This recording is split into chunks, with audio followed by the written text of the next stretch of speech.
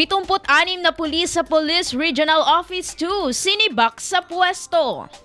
Tinanggal sa serbisyo ang 76 na pulis mula sa Police Regional Office 2 mula 2022 hanggang 2024 dahil sa iba't ibang reklamong administratibo ayon sa Discipline Law and Order Section ng PRO2. Ayon kay Division of Discipline Law and Order Chief Police Major Isabelito Gano, umabot sa 323 ang bilang ng mga pulis na nasampahan ng iba't ibang kaso kung saan 288